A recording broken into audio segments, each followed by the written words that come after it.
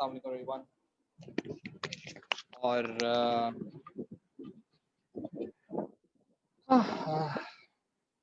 अच्छा जी, अब हम लोगों ने जो है बचपन में ये काफ़ी अर्से पहले की बात है, जब मैंने आप लोगों को असाइनमेंट दिया था। अच्छा, असाइनमेंट के अंदर कुछ शायद मुझसे गलती हो गई है, क्या हो गया, तो मैंने आप लोगों को किसी के सवाल का जवाब ही नहीं दिया। ठीक है, मैंने कहा भाई आज क्लास से मैं एक साथ डिस्कस करता हूँ। जो पेपर मैंने डिस्कस किया था उसका क्वेश्चन करना था। मेरा ख्याल है शायद क्वेश्चन मैंने कोई और लिख दिया था। I really don't know what literally has happened. ठीक है, तो लेट मी जस्ट फर्स्ट सी के whether I was at mistake, और क्योंकि मेरे पास इंटरनेट चल नहीं रहा था बच्चे जी, तो पिछले तकरीबन मैं 2-1 दिन जो है मैं बिल्कुल like I had no internet, और था भी तो वाज वेरी अनसर्टेन। तो 3-4 दिन से तो मैं I was unable to do anything. तो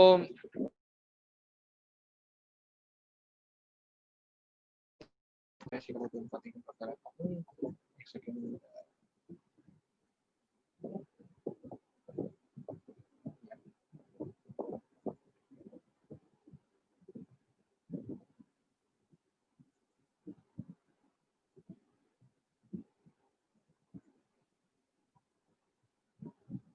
okay, this was basically the paper जिसकी हम लोग ने बात की थी, if I remember.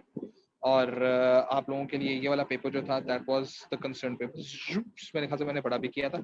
I really do not know कि whether it was like not clearly communicated और क्या, लेकिन मैंने अभी आप लोगों से ये मेरे ख्याल से ग्रुप पर मैंने असाइनमेंट भी ओपन नहीं किया था इसका।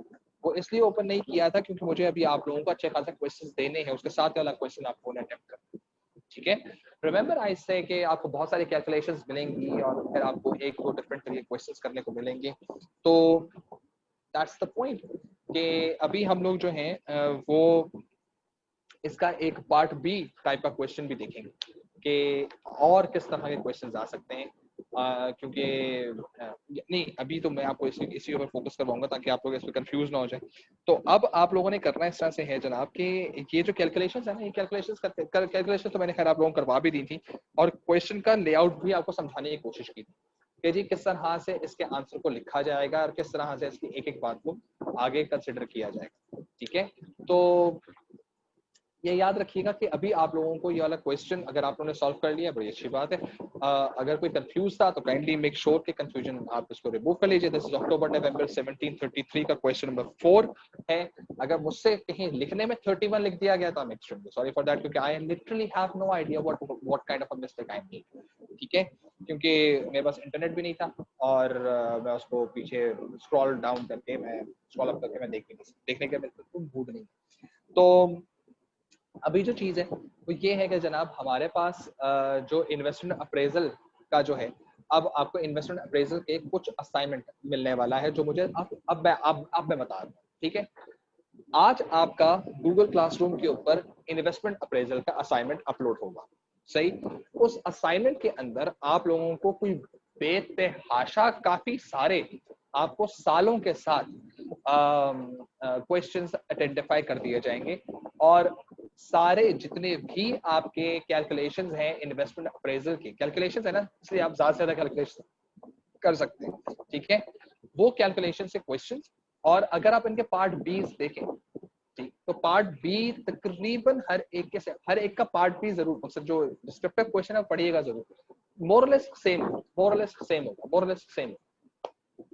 ठीक है, और जब वो आप पढ़ लेंगे सारे के सारे देख लेंगे तो फिर हम उसके बारे में बात कर सकते हैं कि what sort of a question is this, and then you have to attempt this question. ये वाला क्वेश्चन आप लोगों को अटेम्प्ट करना है as per in writing, you have to attempt this question. Therefore ये वाली कैलकुलेशन क्वेश्चन आप लोगों को करनी बिल्कुल, there is no doubt about that. अगर कर लिया है, इसका आंसर करने की कोशिश कर ली है, बहुत अच्छी बात है, लेकिन अभी आप सबमिट नहीं कर रहे। अगर आपने सबमिट करवाया है तो उसको वापस दीजिए। ठीक है, क्योंकि सबमिशन किस चीज की सबमिशन होगी कि आपने जो आपको बहुत सारी अभी क्या तकरीबन मैं 6-7 या 8 पेपर्स के आपको डिफरेंट कैलकुलेशंस दूंगा। सही है, सिर्फ उसी कैलकुलेशन पार्ट आपको करना है, आपको सिर्फ डिस्क्रिप्टिव क्वेश्चन नहीं करना, सिर्फ डिस्क्रिप्टिव क्वेश्चन पढ़ना है। जब आप डिस्क्रिप्टिव क्वेश्चन पढ़ोगे ना, you will find the common ground. मकसद वो एक ही तरह क्वेश्चन बार बार आ रहा होगा। ये क्वेश्चन और इस तरह का एक और क्वेश्चन है जिसके तरह का क्वेश्चन आता रहेगा। तो जब तक आप वाला क्वेश्चन अटेम्प्ट नहीं करोगे ना, 4 part D discuss whether results from 2A 4A and blah blah blah, उस वक्त तक आपको क्लियर नहीं होगा कि किस तरह से हमें पार्ट 2 करना है। इसी में भी पार्ट उसका दूसरा टाइप का क्वेश्चन का मैं आपके सभी लेआउट के डिस्कशन कर देगा। आप लोगों को आज ये असाइनमेंट थ्रू इंशाल्लाह ताला हो जाएगा। मेरा ख्याल है शाम से पहले पहले इंशाल्लाह, ठीक है। और जब ये चीज आपको थ्रू हो जाएगी देन आप लोग जो है इसको थर्सडे क्लास से पहले, यानी थर्सडे को 9 बजे से पहले पहले आप लोगों ने मुझे सबमिट करवाना, ठीक है। और 9 बजे से सबमिट करवाने के बाद फिर आप लोगों का हम आगे जो भी पढ़ रहे होंगे उसके लिहाज से काम होगा। ख्याल रखिएगा कि थर्सडे तक, क्योंकि आज हम लोगों ने नया टॉपिक स्टार्ट करना है, सो थर्सडे तक जो है आप लोग इसको कंप्लीट जरूर कर लीजिएगा, डिले नहीं करिएगा, ठीक है। यहाँ तक बात समझ आ गई है आप लोगों को? जिसको बात समझ आ गई है kindly raise your hand.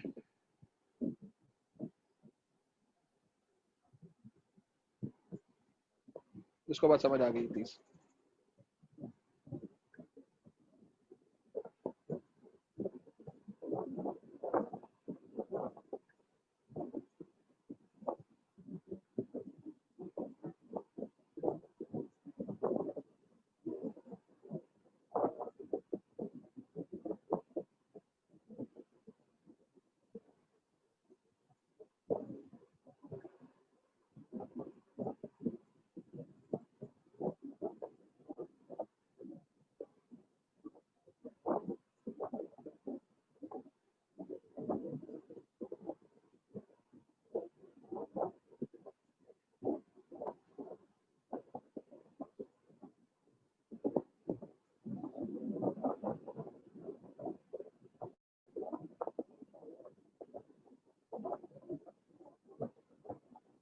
Fine ji, good है। ओ, मैंने भाई एक बहुत इंपॉर्टेंट काम तो किया ही नहीं। मिर्जा किधर है? मिर्जा, अच्छा नहीं, मिर्जा की तबीयत खराब है। चलो आलियान, आवाज तो आ रही है ना? Yes sir. चलो ठीक है, थैंक यू यार, सॉरी मैं मोमेंटम में निकल गया था।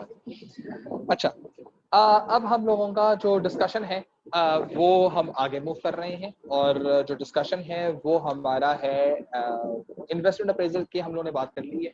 वी बेसिकली आर इन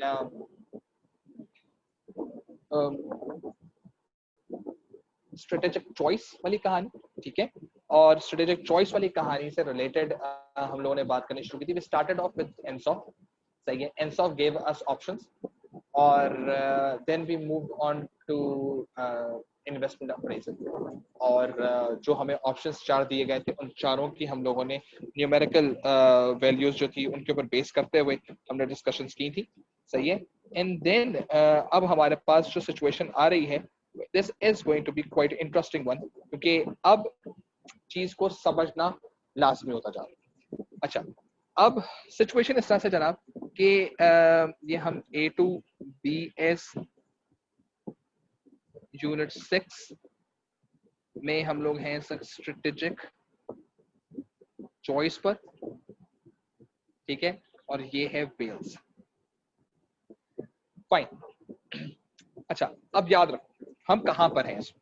हमारे पास पहले आया एनसॉफ, सही है, एनसॉफ मैट्रिक्स। ये मैं बार बार बात इसलिए कर रहा हूं ताकि वो समझ आ सके कि हुआ क्या था। इसने गेव अस 4 ऑप्शंस,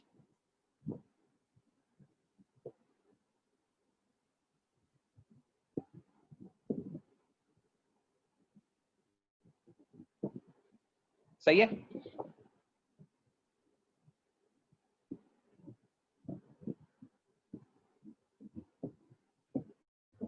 ठीक है जी, इसने हमें 4 ऑप्शन, कौन कौन से 4 ऑप्शंस थे? Market penetration, market development, product development, diversification, ये 4 ऑप्शन, ठीक है।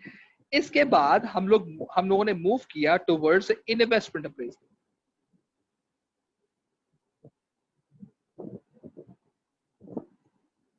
सही है। Cash based evaluation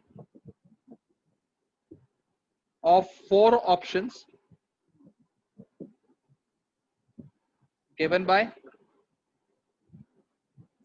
ends of metric. अच्छा ये याद रखो, जो मैं अभी लिख रहा हूँ ना, ये डेफिनेशन नहीं है, ये समझा रहा हूँ कि हमने किया क्यों। These are not पेपर के अंदर डेफिनेशन ये ना दे देना इन्वेस्टमेंट अप्रेजल को उठा के कि investment appraisal is the process in which four options have been evaluated given by ends of metrics. ये डेफिनेशन नहीं समझा रहा हूँ, हमने किया क्यों, what is the sequence behind. सही है। और जब हम ये बात कर रहे थे तो हमारे पास जब कैश बेस्ड इवैल्यूएशन हो गई, तो इन कैश बेस्ड इवैल्यूएशंस के अंदर हमारे पास रहते हुए व्हाट इज देन हैपेंड, हमारे पास जो बेस्ट ऑप्शंस थे they were selected and the least two important were rejected. ठीक है, तो हम लोगों ने यहाँ पे पहला काम ये किया जनाब। ठीक है, दूसरा काम हमने यहाँ किया,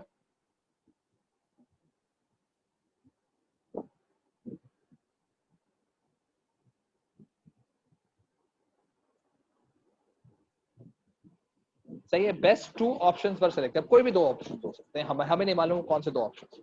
ठीक है, अब ये याद रखो कि अब हम लोग मूव कर रहे हैं इस पर्टिकुलर इन्वेस्टमेंट अप्रेजल से नेक्स्ट टेक्निक की तरफ, which is known as decision tree analysis.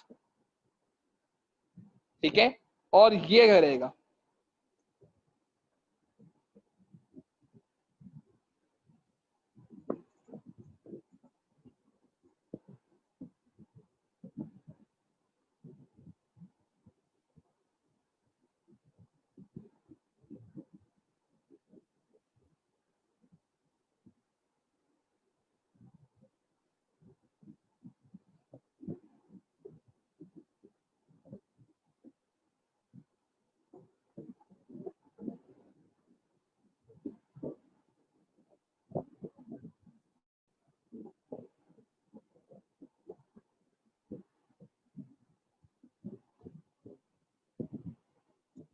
Meaning, अब हम लोग कुछ चीजें डिस्कस कर रहे हैं in terms of decision tree की तरफ तक हम पहुंच चुके हैं। ठीक है, डिसीजन ट्री के अंदर हम लोग क्या चीज देख रहे होंगे हमारे। अच्छा मैं इसी पेज को मैं आगे भी कंटिन्यू करूंगा, लेकिन अभी नहीं कंटिन्यू करूंगा क्योंकि ओरिजिनली ये एक पूरा सीक्वेंस बन जाएगा। यूनिट 6 हम स्ट्रेटेजिक चॉइस करते कैसे।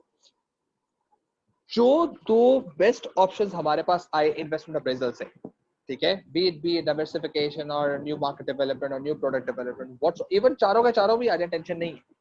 सही है, बेस्ट जो हमारे पास ऑप्शंस होंगे, अब उन बेस्ट ऑप्शंस को हम लोग सामने रख देंगे कि भाई एक्सटर्नल फैक्टर्स आओ जरा इन्फ्लुएंस करो, क्योंकि एक्सटर्नल फैक्टर्स हमने कहाँ पढ़े हुए थे, हमने तो स्ट्रेटेजिक एनालिसिस में पढ़े थे, वो पोर्टर 5 फोर्सेस मॉडल और वो पेस्ट एनालिसिस है ना। एक्सटर्नल एनालिसिस वही था हमारा अपॉर्चुनिटी और थ्रेट का। अब हमने कहा भाई ठीक है, आ जाओ यार जरा देखते हैं इकोनॉमिक बूम के कितने चांसेस, इन्फ्लेशन के कितने परसेंट चांसेस, एक्सचेंज रेट गिरने के कितने परसेंट चांसेस, क्योंकि ये तो हम लॉन्ग टर्म कर रहे हैं ना। अब लॉन्ग टर्म का मतलब क्या है कि हमारे पास तो हमेशा इन्फ्लेशन कम तो नहीं रहेगी, हमेशा ग्रोथ कम तो नहीं रहेगी, हमेशा हम प्रॉफिट तो नहीं करते रहेंगे, हमेशा हमारा एक्सचेंज रेट अप्रिशिएट तो नहीं होता रहेगा। सही है, हमेशा अनएम्प्लॉयमेंट कम तो नहीं रहेगी, हमेशा सप्लायर की बार्गेनिंग पावर कम तो नहीं होगी। ये तमाम तो क्योंकि हम तो लॉन्ग टर्म है। क्यों हम लॉन्ग टर्म क्यों है, क्योंकि वर्ड क्या इस्तेमाल कर लिया गया यहाँ पर, ये स्ट्रेटेजिक। ठीक है ना, जैसे ही वो स्ट्रेटेजिक इस्तेमाल किया गया, मीनिंग अब आप लॉन्ग टर्म हो चुके हैं। अब लॉन्ग टर्म में वेरिएशंस आएंगे, there are chances, there are days जहां पर आपको इन्फ्लेशन आपको आपकी पसंद की होगी, there are going to be days in which you have to do the same work but inflation is not in your favour. तो अब मुझे बताओ यार कि मैं तो लॉन्ग टर्म पे हूँ और लॉन्ग टर्म स्ट्रेटेजिक वर्ड के साथ में चल रहा हूँ। बचपन में हम लोगों ने स्ट्रेटेजिक की बात की थी कि A it's long term, B it's complex, C is time consuming, D once taken cannot be taken back, cannot be reverted। सही है, तो यार अब मैं एक प्रोजेक्ट पे चला गया। अब मैंने फॉर एग्जांपल मैंने सोचा इस मार्केट अपॉर्चुनिटी को मैं मार्केट पेनिट्रेशन के थ्रू मैं इसको एड्रेस करूंगा, यानी कि मैं इस पे जाऊंगा और मार्केट पेनिट्रेट करूंगा और इसको एक्सप्लॉइट करूंगा। Once I have decided कि मैं मार्केट पेनिट्रेट कर रहा हूँ, I cannot take it back कि यार ये क्या बात हुई, इन्फ्लेशन आ गई तो इससे तो हमारे तो इन्फ्लेशन आ गई तो इससे हमारा तो जो बना बनाया खेल था वो खराब कर दिया। नहीं, अगर आप ऐसा सोच के जा रहे हैं तो आपने गलत सोचा, क्योंकि you basically haven't discussed the external factors affect on your cash flows। अभी सिर्फ और सिर्फ आपने इन्फ्लेशन को डिस्काउंट फैक्टर के साथ देखा था, सिर्फ वही फैक्टर तो नहीं है ना, there are several other factors as well. ठीक है ना, जो बिजनेस के ऊपर अफेक्ट कर सकते हैं, कैश फ्लोज को अफेक्ट कर सकते हैं। For example taxes, For example, unemployment, for example, your economic growth, for example, consumer buying behavior, कुछ भी हो सकता है. New entrant आ गया, inflation नहीं भी है फिर भी new entrant आ गया. अब क्या होगा? Prices ने गिर जाना है. आप तो पहले कहते हैं इन्फ्लेशन से मेरा अमाउंट जो होगा कैश इतना होगा. जैसे ही एक नया बात कर रहा हूँ मैं पोर्टर 5 फोर्सेस मॉडल की, क्योंकि अब सब चीजें ना कंबाइन होने वाली. ऐसा नहीं है कि कंबाइन नहीं, सारी चीजें कंबाइन होने वाली. तो अब पोर्टर 5 फोर्सेस मॉडल में लिखा था, हमने पढ़ा भी था कि जी अगर न्यू एंट्रेंट आ रहा है तो न्यू एंट्रेंट आएगा तो वो सप्लाई बढ़ाएगा. जब सप्लाई बढ़ाएगा तो प्राइसेस गिरेगी. जब प्राइसेस गिरेंगी तो अगर आपके प्राइसेस ज्यादा होंगे तो कस्टमर किसके पास जाएगा? जिसकी प्राइसेस कम होंगी. अब उसके लिए आपने पूरी स्ट्रैटेजी डिवाइस करनी है. आपके ज़हन में था ही नहीं, ये सोचा ही नहीं था कि जी 5 साल डाउन द रोड के अंदर आपने कैश फ्लो से, ठीक है, आपने ये ज़हन में आपके था ही नहीं कि तीसरे साल के अंदर आपका एकदम से न्यू एंट्रेंट आ जाएगा. और जैसे ही वो आया तो उसने अपनी आगे प्राइसेस कम सेट की. जैसे कम सेट की तो प्राइसेस की वजह से जो सेल्स आपका रेवेन्यू था वो शिफ्ट हो गया उसके रेवेन्यू में. सही है. वो जो आपने कैश फ्लो एसेस किया था वो कैश फ्लो एकदम से डिस्ट्रॉय हो गया. वो जो आप पे बैक करते हुए तीसरे साल के अंदर रिकवर कर रहे थे, पता चला वहां कैसे रिकवर नहीं करने लग गया हमारे फुल टाइम. क्या करें? ये वो पॉइंट है जहां पर बिजनेसेस को ये चीज एड्रेस करनी पड़ती है कि यार अब इन्फ्लेशन एक साइड पर है, चलो बार्गेनिंग पावर ऑफ सप्लायर या न्यू एंट्रेंट या अनएम्प्लॉयमेंट या इकोनॉमिक रिसेशन और इकोनॉमिक बूम, ये अलग अलग कंडीशन है. बहुत सारे फैक्टर्स हैं जो हमारे कैश फ्लोस को अफेक्ट कर सकते हैं. तो इन्फ्लेशन को लेकर हमने एक जगह पर सॉल्व कर लिया, यानी कि इन्वेस्टमेंट अप्रेजल सिर्फ और सिर्फ इन्फ्लेशन इफेक्ट को डिस्काउंट फैक्टर के साथ एड्रेस करता है. बाकी जितने भी फैक्टर्स हैं अब उनके हमने चांसेस देखे. कितने परसेंट चांस है कि ये हो जाए, कितने परसेंट चांस है ये इतना हो जाए, कितने परसेंट चांस है बुरा हो जाए. सही है. हर बेस्ट के सिनेरियो, एवरेज के सिनेरियो, वर्स्ट के सिनेरियो, हर सिनेरियो बना के रखें ताकि उससे पता चल सके कि यार बेस्ट के सिनेरियो से मैं कितना कमाऊंगा, वर्स्ट के सिनेरियो से मैं कितना कमाऊंगा. फॉर एग्जांपल आपको पता चलता है कि जनाब आपने पाकिस्तान और चाइना की दोस्ती जो है उसका आपको एक इंफॉर्मेशन मिलती है कि पाकिस्तान की चाइना से दोस्ती जो है वो बहुत ही कोई बेहतरीन और लॉन्ग लास्टिंग दोस्ती है और सी पैक के ऊपर जो है वो बिल्कुल बेहतरीन तरीके से काम हो रहा है. और क्या बात है, ये वो फ्लैट गवादर के अंदर, क्योंकि सी पैक का एंड पॉइंट गवादर, ठीक है, गवादर में आपको एक प्लॉट मिल जाता है. ठीक है. आप वहां जाके इन्वेस्टमेंट करते हैं. अब आपने वहां पर इन्वेस्टमेंट की है तो इन्वेस्टमेंट करने का आपके पास ये ज़हन में था कि 10 साल डाउन द रोड, जब अभी माशाल्लाह आप लोग 17-18 इयर्स के हैं, जब आप 27-28 इयर्स के इंशाल्लाह ताला होंगे, आपकी जब शादियां वादियां होने वाली होंगी, तो आपने कहा एक काम करें कि अभी प्लॉट ले लेते.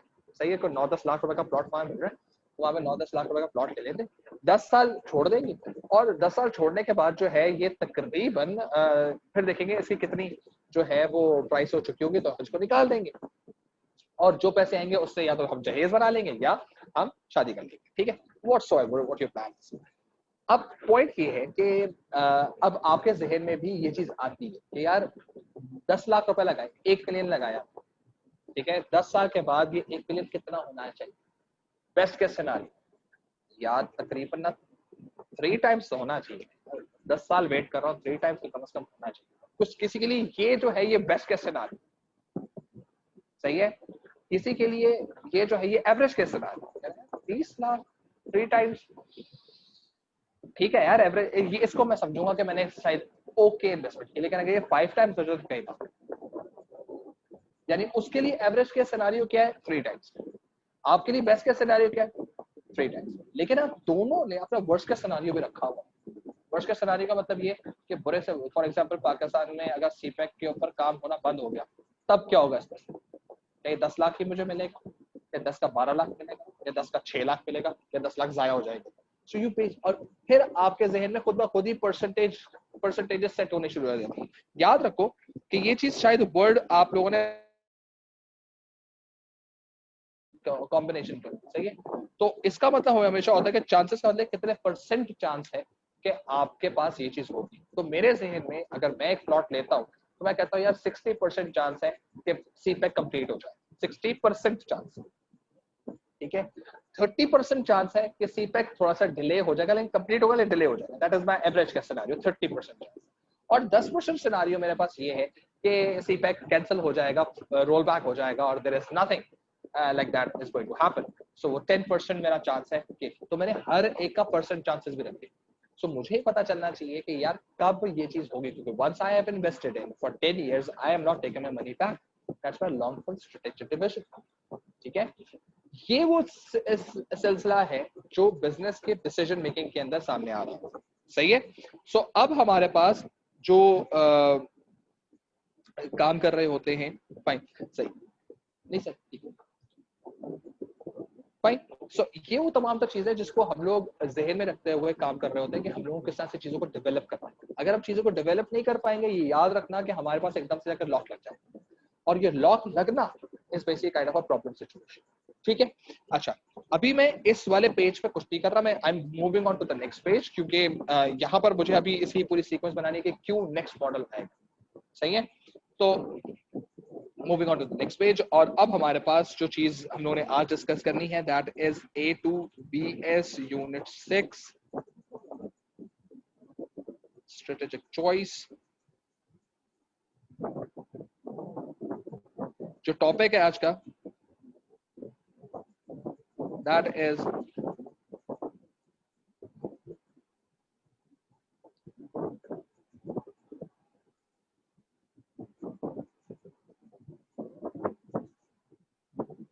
सही है, decision tree analysis. Make sense? अच्छा जी, अब ये याद रखना कि decision tree is your first diagrammatic, सही है, ड्रॉ करने वाली, पेंसिल से बकायदा ड्रॉ करेंगे इसको। सही है, पेंसिल से बकायदा ड्रॉ करेंगे और ड्रॉ करके आप इसको इसके मार्क्स लेंगे। सही है, फर्स्ट आपके पास पूरे पेपर में 2 ड्रॉइंग्स हैं ड्रॉ करने को आप। सही है, एक आपके पास या कंस्ट्रक्ट करने को आप। सही है, एक आपके पास डिसीजन ट्री है, दूसरा आपके पास critical path. If I can show you paper के लिहाज से,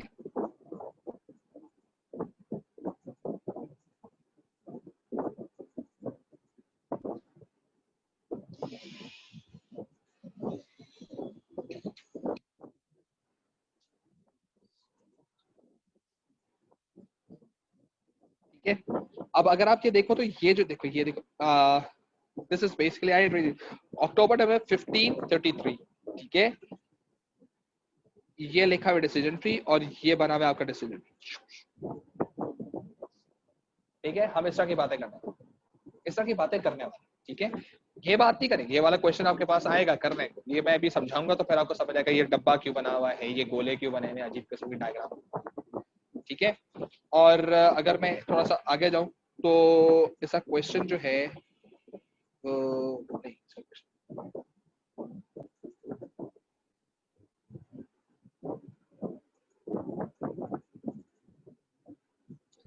और ये देखो, ये एक और डायग्राम।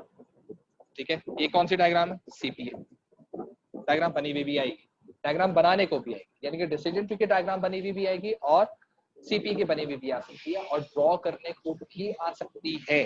ठीक है, सो इसका मतलब ये कि it's going to be fun in drawing and in क्या नाम है इसका, constructing and solving as well. तो ये चीजें आसान होंगी। मैं जरा दिखाना चाह रहा हूँ आप लोगों को कि किस तरह से डिसीजन ट्री का डब्बा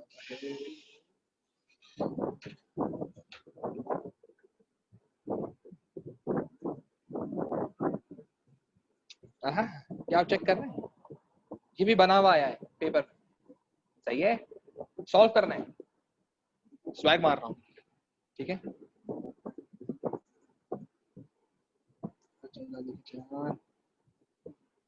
ये देखो, आपको ऐसा का टेबल भी आ सकता है।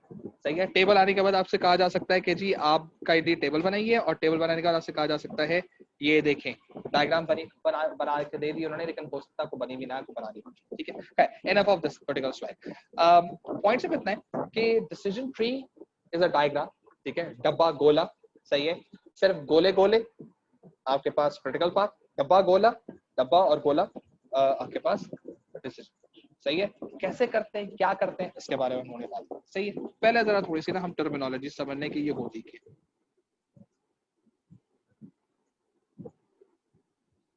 हमारे पास दो तरह की डायग्राम, दो तरह की चीजें आएंगी। हमारे पास या तो एक सर्कल डब्बा आएगा या हमारे पास एक गोला आएगा। सही है। अगर हम लोगों ने डब्बा बनाया, ठीक, तो डब्बा बनाने का मतलब ये है कि अगर ड्रॉ किया है, डब्बा बनाना है, इसका मतलब ये है कि this is basically independent decision.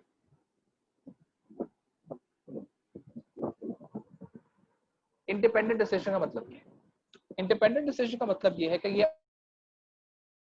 Factor को इन्फ्लुएंस नहीं हो रहा है। इसका मतलब ये है कि इस पर्टिकुलर डिसीजन पर आप हावी हैं। आप हावी हैं का मतलब ये है कि आपके हाथ में है कि whether you are going to take a decision और not, whether it's going to be a right और रॉन्ग, वो अलग बात है, लेकिन डिसीजन आपके हाथ में। आप चाहें तो डिसीजन लें, आप चाहें तो डिसीजन ना लें। सही है। जैसे आपके हाथ में है कि आप शादी के अंदर कहीं जा रहे हो और वहां पर आपके सामने खाना पड़ा हुआ है, तो दैट इज योर डिसीजन कि आप कौन सा खाना पहले खाना चाहते हैं, योर डिसीजन। ठीक है। आप मुझे नहीं मालूम कि सबके साथ ऐसा होता है या नहीं होता, लेकिन मेरे साथ तो हमेशा मेरे टीनेज में ऐसा होता था कि किसी किसी इवेंट के लिए बड़े आराम और सुकून से जी मैंने अपने कपड़े वगैरह निकाले, प्रेस वगैरह किए, प्रेस करके तैयारों के सामने अम्मा के सामने आए। अम्मा ने कहा ये क्या पहना हुआ? I am ready for the event, कोई जरूरत नहीं है, फलाना वाला ड्रेस फलाना वाले के साथ पहनो और फिर चलते हैं। So I had to redo all stuff, और मैं अजीब चंपू के साथ बन के पहुंचा। मीनिंग डिसीजंस के अंदर होता है ऐसा था कि बाज आपके डिसीजंस होते हैं, सही है, और जिसमें आप टोटली डिफाइंड होते हैं, यानी कि if you have taken a decision that is there. और ये याद रखना कि जो भी कोई इंडिपेंडेंट डिसीजन लिया जाएगा, सही है, इसका मतलब ये कि आप दूसरा डिसीजन नहीं लेते। मीनिंग अगर आपने एक डिसीजन ले लिया तो दूसरा is going to be left over वाली कहानी। कि अगर आपके पास ऑप्शन है कि आपने चचा के घर जाना है और अपने मामू के घर जाना है, एंड यू डिसाइडेड कि आप चचा के घर जाएंगे, तो आप इस वक्त मामू के घर नहीं होंगे, पॉसिबल नहीं है, ह्यूमनली पॉसिबल। ठीक है। नंबर 2, गोला। जहां कहीं गोला बना हुआ आएगा, इसका मतलब क्या है कि this is a dependent decision. Dependent decision का मतलब ये कि भाई आप कर नहीं सकते। फॉर एग्जांपल आप चचा के घर के लिए निकल गए, अब बीच ट्रैफिक जैम है या नहीं है, you can not control it. सही है। आप गए थे चचा के घर इसलिए क्योंकि आपको पता था कि चचा के घर के सामने वाले घर में कोई एक ऐसा शख्स रहता है जिसको देखकर आपकी आंखें ठंडी हो जाती, जिसकी वजह से आप चचा के घर गए। सही है। तो अब उस शख्सियत के लिए, उस हसीन मखलूक के लिए जो आप गए थे, सही है, जिसकी वजह से आप चचा के घर गए, सही है ना, तो अब आप ये याद रखिए कि जब आप चचा के घर गए, you never know, you have no clue कि वो हसीन मखलूक वहां पर एग्जिस्ट कर रही है या नहीं कर रही, क्योंकि आपके पास उसका नंबर है और there is no other way out, तो you have to go and take a chance. Chance chance chance word chance आ गया। ठीक है। So you went there. अब आपके पीछे बैकग्राउंड में नुसरत फतेह अली का म्यूजिक लग गया, अखियां उड़ी दिया। सही है। अब आपकी अखियां जो हैं वो ढूंढ रही हैं उस हसीन मखलूक को, लेकिन हसीन मखलूक तो बारबेक्यू पार्टी के ना गया है, आपकी तो वहां पर विजिट जो थी वो डेढ़ लगी। तो how much chances are there, ठीक है, कि आपको वो मखलूक वहां मिल जाए। You can not control it. हाँ, on the contrary, if you had the number of that हसीन मखलूक, so you could have called up and say कि मैं आने वाला हूँ या मैं आने वाली हूँ, ठीक है, और तुम्हारा इंतजार रहेगा, so on and so for. जैसे आप वहां जाते हैं, वो अपने बात करने आती हैं, आते हैं या आती हैं, और आप देख के आपकी आंखें खुश हो जाती है। That is basically dependent decision. सही है। या बारिश हो जाती है, पीछे खड्डे आ जाते हैं, खड्डों की वजह से गाड़ी खराब हो जाती है, यू नेवर नो। क्योंकि आज जिस वक्त मैं आ रहा था, वेल्स वापस आ रहा था मैं, तो I literally saw several new खड्डे, मतलब they were not there। जौहर से वेल्स आने में, यानी कि मेरे घर से वेल्स आने में hardly I took like 7 to 8 minutes. माशाल्लाह माशाल्लाह, आज मुझे तकरीबन 21 मिनट्स लगे हैं टोटल आने में। क्योंकि नए खड्डे आ गए, नए खड्डे, नई अपॉर्चुनिटी, नई मैन्यूवरिंग, और मकसद आप अजीब विहंगम तरीके से गाड़ी चलाते हुए रहेंगे। खैर कोई बात नहीं। So that is basically it, you really never know. तो हमेशा ज़हन में रखना, there is a definite decision, definite decision, independent decision. There is some sort of reliance on other factors कि यार ये होगा तो उससे आउटकम क्या निकलेगा। सही है। फॉर एग्जाम्पल आपने पूरा प्लान किया हुआ था कि यार मैं छत पे जाऊंगा, वो हसीन मखलूक छत पे आएगी, बात हो गई, and so on and so fourth. आप छत पे गए, वो भी छत पे आ गए, ठीक है, लेकिन साथ उनके कजन्स भी आ गए जो आपसे बहुत बड़े बड़े थे।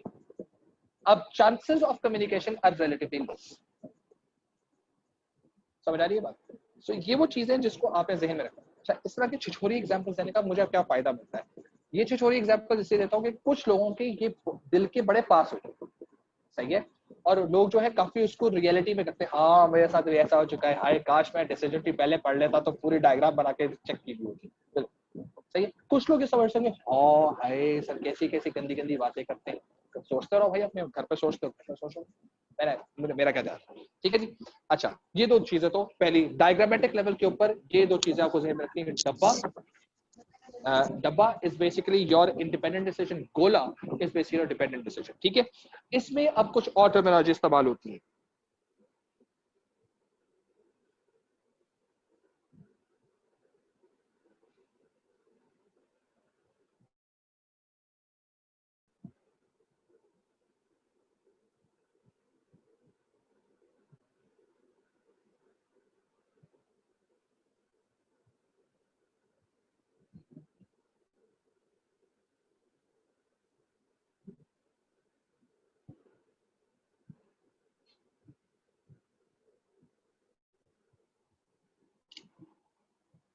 एक सेकंड, ला ला चाय आ गई।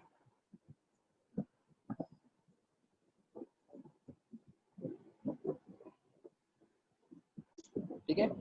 एक वर्ड आ गया, इकोनॉमिक आउटकम। इकोनॉमिक आउटकम का मतलब ये है कि आपने कितना एवरेज कमाया। सही है। एवरेज रेवेन्यू, मैं प्रॉफिट की बात करता हूं। सही है।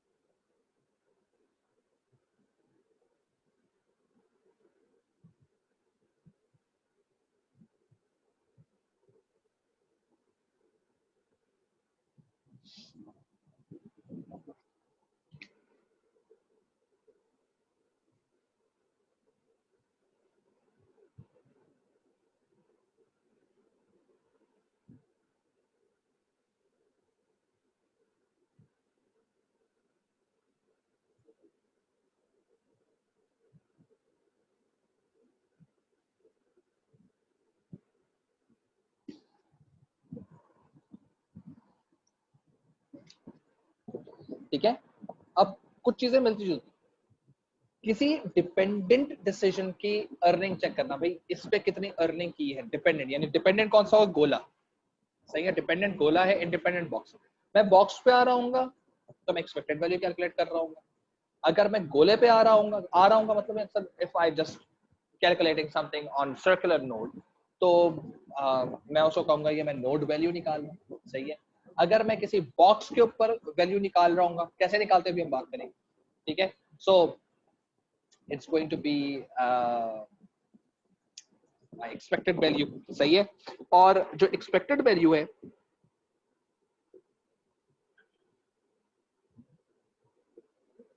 उसका एक फॉर्मूला है।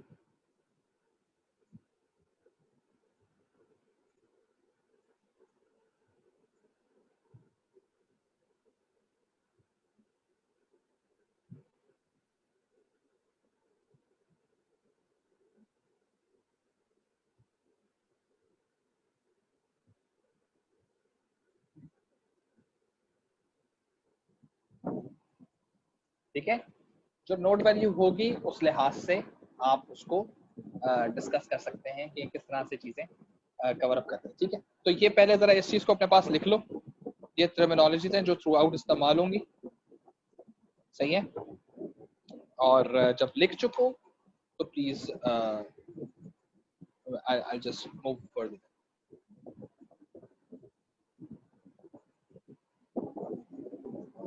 अभी तक के डिस्कशन के अंदर कोई किसी को कोई क्वेश्चन है तो प्लीज पूछ लें।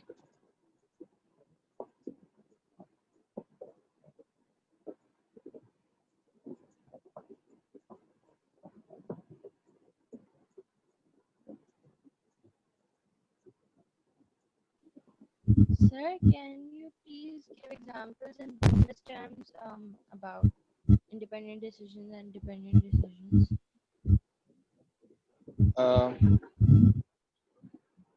ये कौन था? Hiba. ओके हेबा, ठीक है। जैसे मुझे पता होना चाहिए ना कौन क्वेश्चन पूछा है, उस लिहाज से। हाँ जी, मैं भी दे दूँ, बिल्कुल अभी तक 2 टाइम्स। जरा पहले आप लोग लिख लें।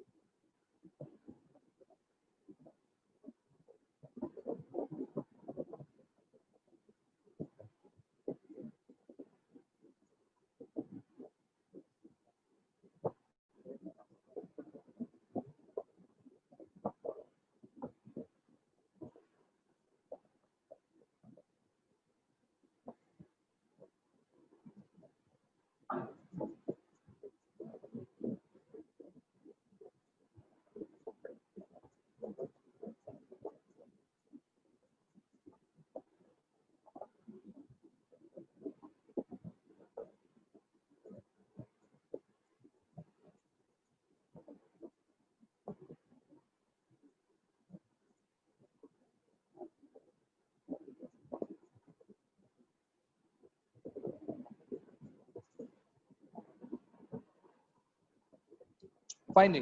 अब जरा हम बात करते हैं कि अब हेबा का जो क्वेश्चन है कि सर जरा हमें बताएंगे कि हमारे पास डिपेंडेंट डिसीजन के कुछ एग्जांपल्स एंड सो डायरेक्टली हम क्वेश्चन की तरफ जाते हैं और उससे हम एग्जांपल्स देने की कोशिश करते हैं। ठीक है जी। सो अब कुछ बनेंगे डायग्राम्स, तो मुझे थोड़ा सा शशका डालना पड़ेगा। शशका तो नहीं, I can not do this say कि इट्स अ शशका, this is the requirement, this is how it is drawn, तो कांट डू एनीथिंग।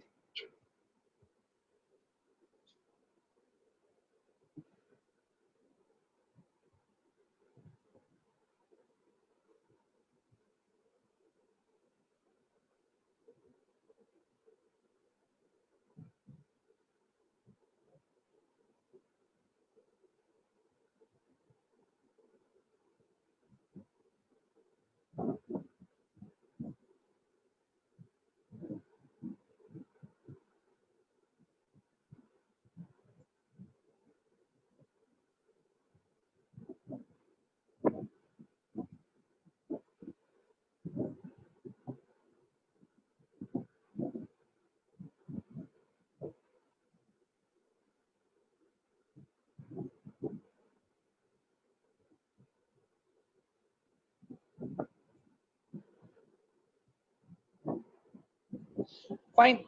अच्छा जी, अब थोड़ी सी कुछ चीजें ज़हन में रखिए। हमारे पास जो एलिमेंट है वो इस तरह से जनाब कि we basically have an option. ठीक है, ये ऑप्शन हमारे पास आ गया।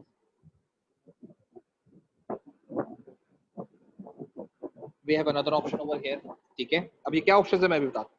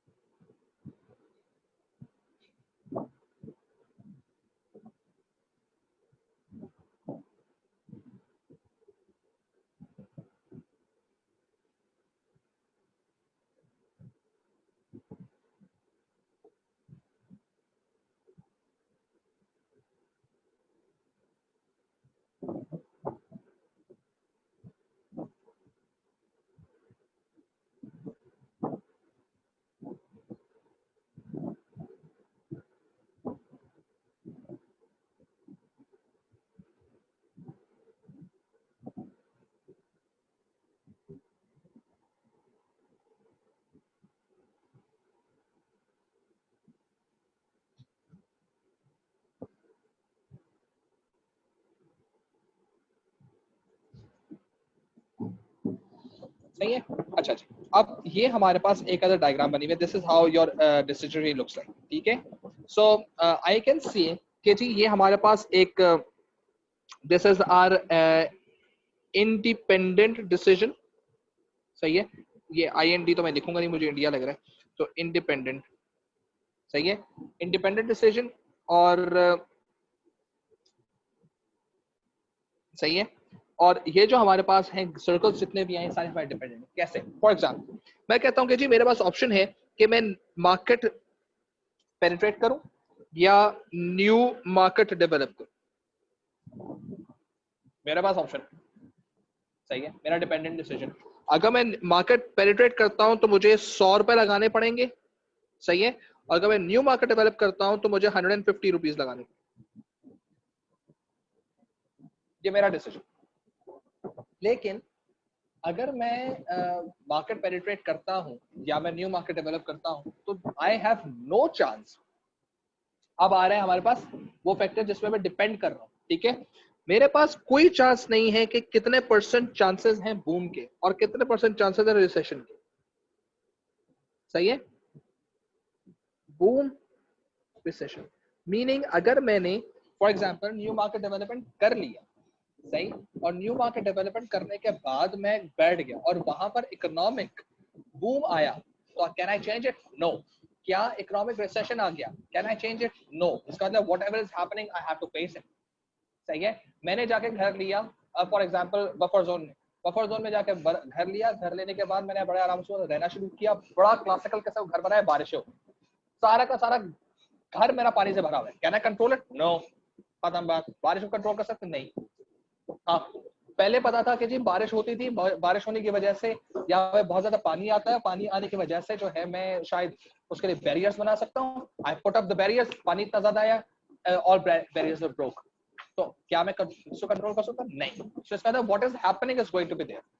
ये हो गया आपका डिपेंडिंग फैक्टर। फॉर एग्जांपल अब बूम के अंदर आते हैं और वी बेसिकली से कि जी देयर इज लाइक प्रॉफिट। क्या मैं किसी एक दिन के अंदर रहते हुए ये कैसे कर सकता हूँ कि आज 31 अक्टूबर 31 अगस्त है और आज मैं प्रॉफिट करके जाऊंगा? देयर आर चांसेस कि I can make profit, there are also chances कि आई कैन मेक लॉस, सही है। सो मैं रिसेशन वाले दिन भी ऐसा कह सकता हूँ कि रिसेशन तो चल रहा है, लेकिन हो सकता है रिसेशन का मतलब ये थोड़ी है कि मैंने हर दिन मैंने जो है लॉस कर रहा है। कुछ ऐसे दिन भी होंगे। हाँ, रिसेशन वो टाइम होता है जहाँ पर लॉस के चांसेस ज्यादा होते हैं, प्रॉफिट के चांसेस कम, सही, हाई प्रॉफिट के चांसेस कम होते हैं। ऐसी कंडीशन को हम रिसेशन कंडीशन कहते हैं, ठीक है। So there could be a chance कि हमारे पास ये जो हमारे पास चीज बनी है जिसमें मैं ये चीज लिख रहा हूँ, तो ये तमाम चीजें क्या है, जितने भी सर्कुलर एलिमेंट्स हैं, ये सारे circular elements are basically the depending variables. Sir I am depending on they, I cannot very I really want कि they are in my favor but I cannot turn them in my favor, सही है। और इसको ज़हन में रखते हुए कि जब कभी अब हमारी पूरी कोशिश होगी कि यार somehow these profits are converted into losses into profits, बिल्कुल। अब कितने परसेंट चांस है कि हमारी वो एफर्ट सही हुई, that's the point। कितने परसेंट चांस है कि हम उसमें सक्सेस हो सके, क्योंकि हमने एफर्ट तो कर दी। अब डिपेंडिंग वेरिएबल है, बैठ गया आराम से अपनी तरफ से हमने इश्तेहार चला दिया, हमने तरफ से सोशल मीडिया मार्केटिंग कर दी, अपनी तरफ से कस्टमर को अच्छी वैल्यू ऑफ मनी दे दी। अब बैठे हुए कस्टमर डिपेंडिंग, किस पे डिपेंडिंग? कस्टमर पे डिपेंडिंग। हाँ, लेकिन ये मेरा डिसीजन था कि मैं ब्रोस्ट की दुकान खोलूं या मैं कॉलेज खोलूं। की दुकान खोल ली है तो ये मेरी गलती कि मैंने ये क्यों खोला, सही है। सो अगर मैं ऑप्शन इस पे जाता हूं या मैं इस पे जाता हूं, क्योंकि they are connected with this particular box, सही है। ये बॉक्स के साथ कनेक्टेड है। ये मतलब है कि ये market penetration and new market development are my independent decisions, सही है, ये मेरे डिसीजन, ठीक है। इसी वजह से जब कभी भी आपका इंडिपेंडेंट डिसीजन होगा, हमेशा याद रखना कि उसके साथ कोई ना कोई इन्वेस्टमेंट जरूर लगी हुई हो, नहीं भी तो जीरो जरूर हो सकता है, मुफ्त में काम हो, ठीक है। क्वाइट अनरियलिस्टिक, लेकिन जब नहीं दी गई तो उसे जीरो, ठीक है। सो हमेशा यार, मैंने बूम के ऊपर कोई पैसे नहीं लिखे हुए, बूम पे मैंने कोई पैसे नहीं, प्रॉफिट लॉस में मैंने कोई पैसे नहीं लिखे, सही, याद रखो। क्योंकि इसमें मेरी इन्वेस्टमेंट नहीं है। नीचे जो पैसे लिखे जाएंगे ना, these are basically my investments. सही है। सो ये चीज ध्यान में रखो कि when we talking about this particular element of decisioning and making decisions, so जरूरी बात क्या है कि आपका जो बिजनेस है उस बिजनेस को ये ध्यान में रखना है कि there are certain amount of elements जिनको हम कंट्रोल कर सकते हैं और कुछ ऐसे जिनको हम कंट्रोल नहीं कर सकते। जिसको मैं कंट्रोल करके डिसीजन ले रहा हूँ, जिसका मेरे ऊपर पूरी कंट्रोल होगा, सही है, वो इंडिपेंडेंट होगा।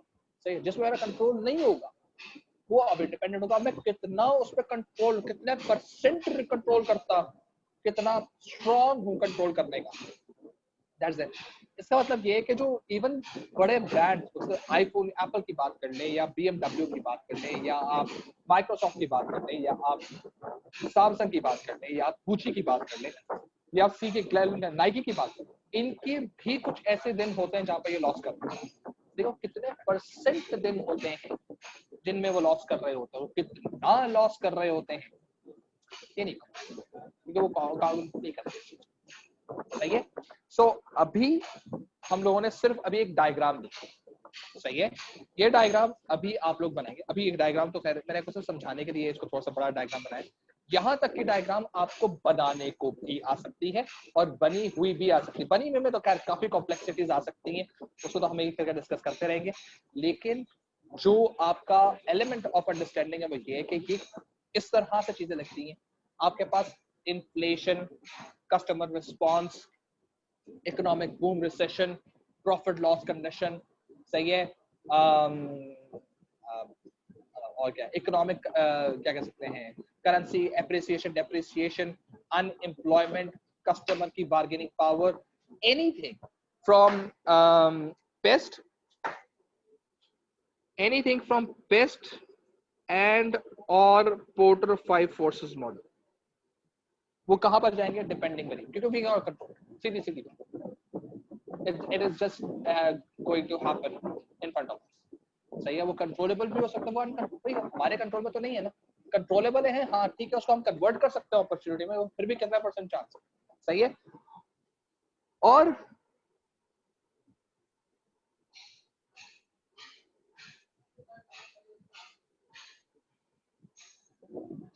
और जितने बिजनेस एक्सपेंशन आइडियाज हैं वो सारे हमारे हाथ में, ठीक है। be it be internal growth, be it be external growth, be it be diversification, horizontal integration, franchising, licensing, you anything that is our business decision। ठीक है। अब उसमें क्या चांसेस हैं ला जानता है, हमने डिसीजन ले लिया, अब उसमें सक्सेस के क्या चांसेस हैं, अब ये देखो उसका success chances are depending variable. सही है। उसमें कितना फेलियर का चांस है, डिपेंडिंग वेरिएबल। ठीक है। मैंने किया हॉरिजॉन्टल इंटीग्रेशन, मैंने किया डाइवर्सिफिकेशन, फॉर एग्जांपल मैंने किया बैकवर्ड इंटीग्रेशन। बैकवर्ड इंटीग्रेशन करने के बाद कस्टमर का रिस्पांस क्या आया, ठीक है, दुआ तो यही थी कि कस्टमर का अच्छा रिस्पांस है। कितने परसेंट चांस है अच्छा रिस्पांस आएगा, कितने परसेंट चांस है गंदा रिस्पांस आएगा, कि कस्टमर रिस्पांस मेरे कंट्रोल में नहीं है। Therefore this is going to be my depending variable. ठीक है। तो यहां तक बात समझ आती है, ठीक है। सो भले आप अभी डायग्राम आप ना बनाएं, क्योंकि कल की क्लास में हम लोग डायग्राम से ही स्टार्ट करेंगे। यहां तक चीज अगर आपको क्लियर हो गई है तो please raise your hand. Still have any questions तो प्लीज आप पूछ लीजिए। किसी को क्वेश्चन है इसके अंदर तो प्लीज पूछ ले।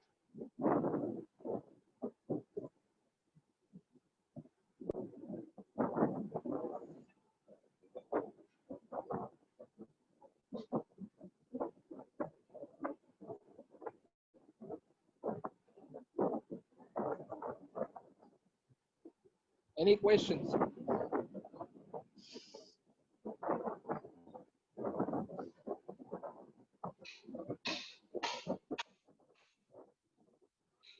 कोई क्वेश्चन नहीं? गुड, चलो अच्छी बात, फाइन जी। सो इसका मतलब ये है कि हम लोग अब कल जो है होपफुली इंशाल्लाह we will be discussing this इसकी छोटी सबसे आसान तरीन डायग्राम से हम स्टार्ट करेंगे and we move on to the most complex one. और आसान से स्टार्ट करके कैलकुलेशन समझ के आगे मूव करेंगे। तो कल की क्लास के अंदर प्लीज मेक श्योर कर लीजिएगा कि आप लोगों के पास कैलकुलेटर्स हो। ठीक है, सो दैट आप लोगों से जो चीज डिस्कस की जा रही है, जो चीज बताई जा रही है, वो चीज आप लोग उसको आगे मैन्यूवर कर सकते हैं। ठीक है जी, सो दैट इज इट। आज इंशाल्लाह ताला अभी मुझे 2-3 बच्चों के आए हैं कि उन्होंने असाइनमेंट जमा करवा दी है। Please I request, I humbly request, अगर आपने मुझे अभी असाइनमेंट जमा करवाया है, काइंडली टेक इट बैक, उसको आप वहां से हटा दीजिए। सही है, क्योंकि वो मेरे लिए कंफ्यूजन हो जाए कौन सा असाइनमेंट है, कौन सा असाइनमेंट नहीं है। Take it back. अगर आपने गूगल क्लासरूम के ऊपर कोई भी असाइनमेंट इन्वेस्टमेंट अप्रेजल के अंदर आप लोगों ने जमा करवाया, आप लोगों का क्वेश्चंस के साथ कौन कौन से क्वेश्चन एग्जिस्ट कर रहे हैं इन्वेस्टमेंट अप्रेजल के, और आपने कौन सा डिस्क्रिप्टिव क्वेश्चन करना है, वो सब चीजें एक साथ मैं अपलोड करूंगा। तकरीबन मुझे 2-2.5 बज जाएंगे इसके अंदर, अभी बाकी क्लासेस भी हैं, तो क्लासेस के बाद में I will be uploading it. So फिर आप लोग उसको थर्सडे से पहले पहले, यानी थर्सडे क्लास से पहले पहले आप लोगों ने सबमिट करना है। सही है, और हम लोग कल जो है फिर इंशाल्लाह ताला फर्दर हम लोग जो है चीजें डिस्कस करेंगे। Fine, ji. So this is it. Please take your assignments back from classroom so that I do not have anything that confuses me and confuses you as well. So no assignments right now. अभी आपके पास assignment जाएगा and उसको complete करके फिर आप लोगों ने submit करो। ठीक है जी? जाए, enjoy करें, have fun, stay safe. अल्लाह हाफिज़।